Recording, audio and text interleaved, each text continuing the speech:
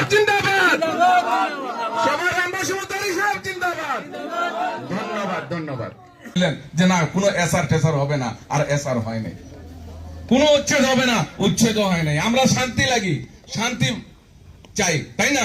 ওই শান্তি হিসাবে হাগ্রামা সাহেবও কিন্তু শান্তি দিছে। যেটা ওয়াদা করছে, গতবারও আমরা ভাষণ দিয়ে গেছিলাম আপনাদের সামনে, আমাদের বিপিএফ এর দলের থেকেও সাররা বইলা গেছিল, সেই সেই কথাগুলা পূর্ণ হয়েছে না নাই বলেন তো আপনারা? হয়েছে?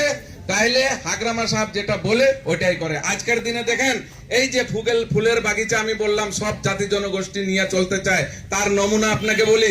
আজকের দিনে রাজবংশী ভাইদের ভিতর থেকে একজন, কি নাম, কি রায় সাহেব, রূপম রায় বাউখুঙ্গরি সমষ্টি থেকে রূপম রায় সাহেবকে টিকিট দিছে এমএলএ। আজ পর্যন্ত কিন্তু বিপিএফ এর থেকে কিন্তু টিকিট দেওয়া হয়েছিল না, বা ইউপিপিএল এর দেওয়া হয়েছিল না। এটা বিপিএফ সরকারের দিনেই হাগ্রামা সাহেব দিতে পারছে। রাজবংশীর থেকে এমএলএ, মুসলিমের থেকেও এমএলএ, সব জনগোষ্ঠী, বড় জনগোষ্ঠীর থেকেও এমএলএ, সব জনগোষ্ঠী মিলিয়ে দিছে।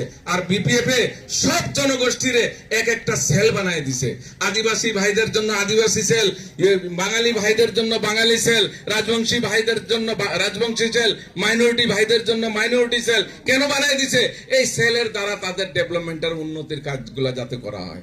তাহলে সেই রকম নেতার আমরা যদি হাত মজবুত না করি, আমাদের অন্যায় হবে, আমাদের বাচ্চাদের জন্য অন্যায় করা হবে, হবে না? না না, আমাদের মেন উদ্দেশ্য আপনাদের উন্নতি, তারপরে হলো অন্যদের উন্নতি। আপনাদের উন্নতি ফার্স্ট। আপনারা সবাই ভোট দিবেন তো? হাত উঠান তো, কে কে ভোট দিবেন না?